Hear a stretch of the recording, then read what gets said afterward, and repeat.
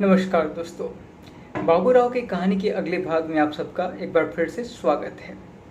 तो कहानी के पिछले भाग में हमने जाना था कि उस व्यक्ति जो कि बाबूराव के लाइन होटल में आया था, उसके जाने के बाद बाबूराव उस बारे में सोचना शुरू कर देता है कि वो आदमी कौन है। और फिर जैसे ही बाबूराव उस बारे में सोचना शुरू करता है, कहानी फ्लैशबैक में चली जाती है और कुछ महीने पहले क्या हुआ अब आपको इस भाग में बताएंगे।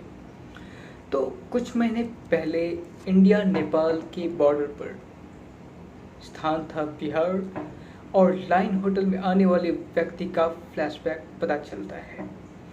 वह व्यक्ति दरअसल आपराधिक गतिविधियों से जुड़ा हुआ होता है। उसका नाम होता है रमेश।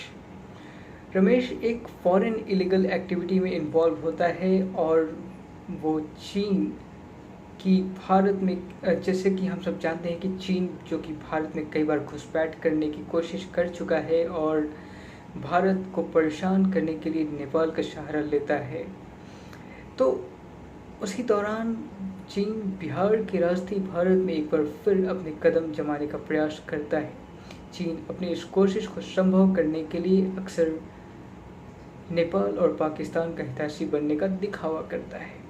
चीन अक्सर पाकिस्तान से भारत पर हमले करवाता है और खुलासा होने पर सिर्फ पाकिस्तान बदनाम होता है। हम पहले ही पाकिस्तान के बारे में अनेकों कहानियां सुन चुके हैं, जिसमें पाकिस्तान के घुसपैठ के कारनामे सुर्खियों में अपना स्थान बटोरा करते हैं। लेकिन यहाँ कहानी का पूरा फोकस नेपाल पर है। बहुत सारे चीनी नेपाल में उनके हितैषी बनकर आते हैं और नेपाल के रास्ते वो भारत में नेपाली बनकर प्रवेश कर जाते हैं। वो अपने नकली कागजात के साथ भारत में अलग अलग जगहों पर रह रहे होते हैं और देश की आपराधिक गतिविधियां कर रहे होते हैं। रमेश उन चीनी एजेंटों में से एक होता है। फिर सीन वापस लाइन होटल में आ जाता है। दोस्तों, मैं जानता हूँ कि ऐसी बातें सुनने के बाद आप बहुत तरह की सवाल उठाएंगे कि आखिर ऐसा कैसे हो सकता है, मैं ऐसा कैसे कह रहा हूँ, इसकी कहानी कैसे।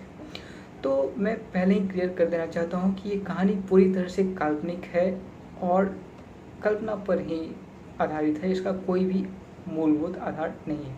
इसे सिर्फ एंटरटेनमेंट के आधार पर लिया जाए और इसका कोई भी हकीकत से दूर दूर तक कोई वास्ता नहीं है, इसलिए सिर्फ इसे एंटरटेनमेंट की तरह ही लिया जाए बस।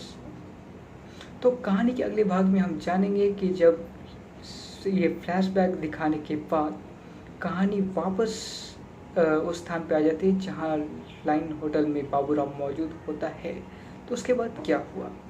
तब तक के लिए मैं आप सबसे धन्यवाद लेता हूँ, अलविदा लेता हूँ। धन्यवाद।